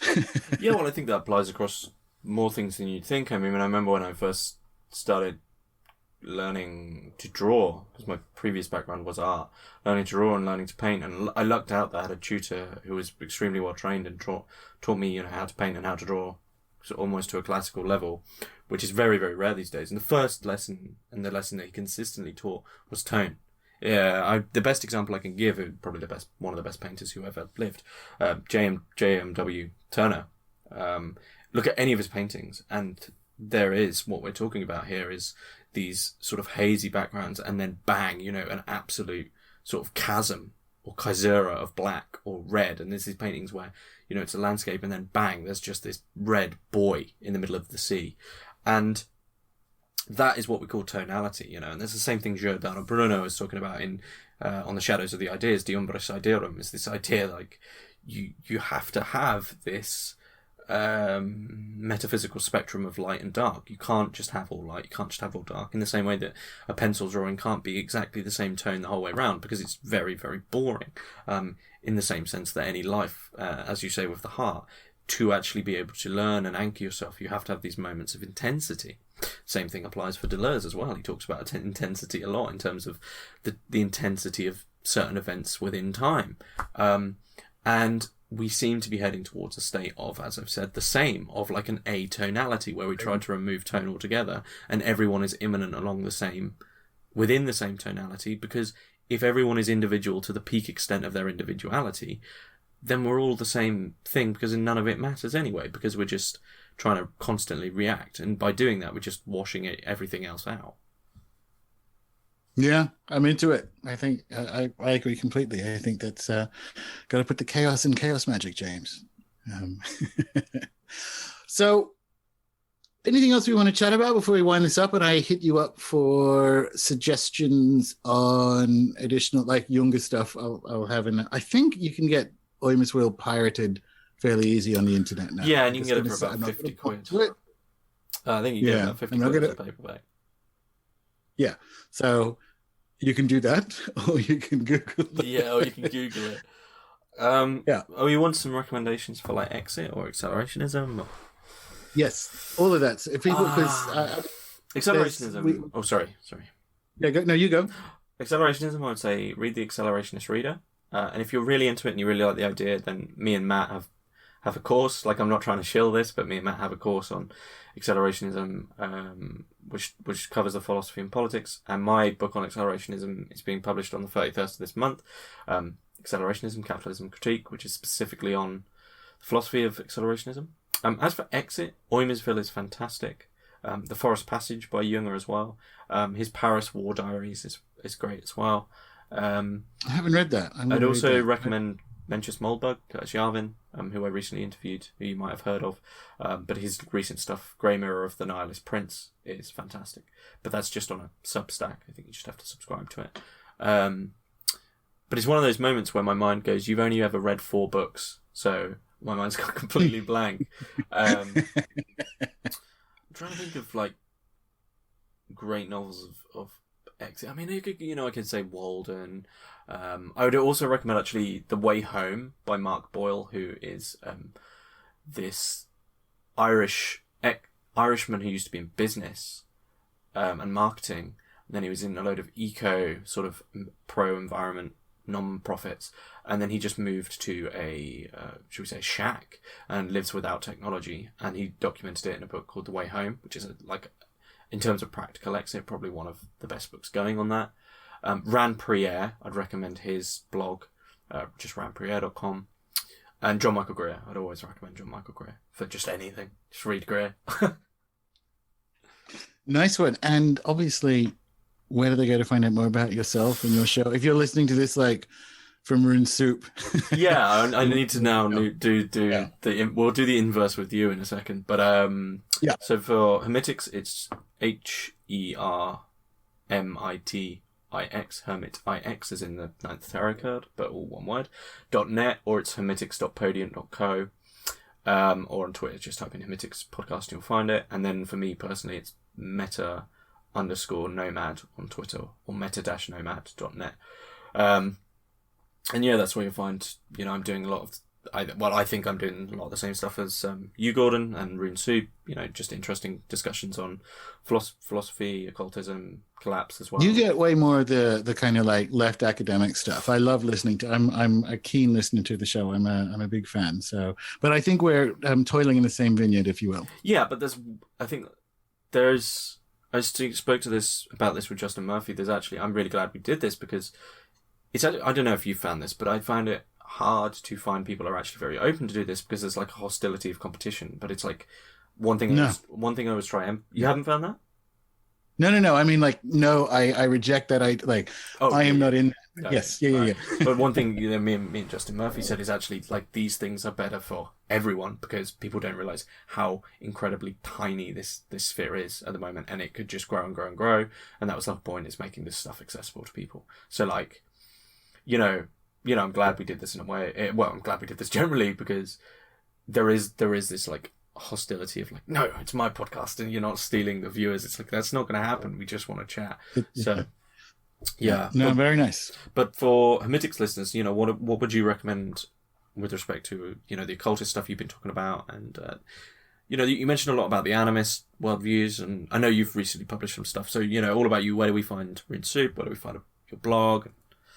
Yeah. Cool. So runesoup.com is where you'll get the blog, and obviously the show is there, and you'll find Rune Soup. That's the name of the show as well in your various podcatchers. I'm Gordon, GORDON_White, WHITE on Twitter, although I am very time restricted on Twitter at the moment, and that has been life-changing to kind of give myself. It was 4 minutes in July. I've bumped it up, but I spend less than 20 minutes on Twitter a day, and oh my God, I love it. How do you manage that? I just it was like giving up cigarettes, because if I'm waiting for something to load when I'm at my desk, I will pick up my phone to look at Twitter. What the fuck? So how do you get out of that? I was just so deeply dissatisfied with it at the end of June, beginning of July, that I'm like, I'm out of here. You guys are trash. And I say that I love a whole bunch of people on Twitter, but like, Twitter is trash. I'm out of here. 4 minutes a day, life-changing. I gave up Facebook a decade ago now. And that year I wrote 3 books. Well, 2.5, and I finished the other one the next year. Because it was the same compulsive action. Is Rune Soup not on Facebook? There's a Rune Soup Facebook page where I share the show and some kind of Rune Soup articles, but I don't spend any time on it. And I only set that up once I could log in effectively as the page and not log into my own. Can you do that? Sort of. You don't show up. You have like a dead account, right? Yeah, people have asked my family if I'm dead because nothing is. I didn't even bother close. I can't close it because you need an active Facebook account, but nothing's happened on it in 10 years. Yeah. So people have asked my family if I'm dead, and that seems to work. But I don't spend as much time on Twitter as I once did, and I recommend it, frankly. What positives have you seen from that? Mental clarity. Here's the weird thing. It is a bamboozler, and you don't and I don't mean mental clarity like, oh, I didn't need to see that, but I think that's part of it. I think it's just people vomiting their shadow all over you.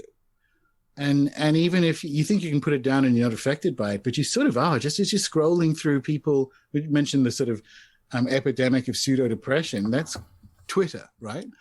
And that impacts you. Looking at bad shit impacts you. I know that sounds like it shouldn't be profound, but we seem to forget that it's the same thing with taking news diet, right? And that was transformative. And I just, it coincided, we did Dry July, which in Australia, because it's winter here, that's the month. It's kind of like the national, hey, I'm taking a month of alcohol. Do you want to sponsor me kind of thing? I just did it because I needed to take a month of alcohol. So month of Twitter, month of alcohol. Oh my God. It was incredible. So yes, I am on Twitter. I do use it, but for people who are out there, like, consider talking about despair and exit and so on. Try a couple of weeks of just doing either not being on it or restrict to 4 minutes. 4 minutes is usually enough for replies and messages. As for books and things like or further stuff on animism in the members area, I'm shilling my stuff, but it's cheaper to be a member. and watch some of the presentations on animism in the bonus member material area around Charles Ford and animism and so on. But in terms of other readers, we take the premium members through some people who didn't make it to the dinner party, but were there because I was there and Ursula was there, like Dr. Donna Haraway, Staying with the Trouble, anything by Tim Ingold, Perceptions of the Environment. So academics who are operating, well, I'm very interested in academics who are operating from a place I identify. So their theory of mind is animist. And Tim is more there than Donna. We're best friends, and so I'm using their first names. But if you're looking for, okay, what does it look like when you turn a non-European or a more animist theory of mind to something like critique? And I think you get that strongest with Donna Haraway and Tim Ingold. Cool. Yeah, it seems like a good place to finish up. Nice one. Nice one. All right. Thanks for coming on.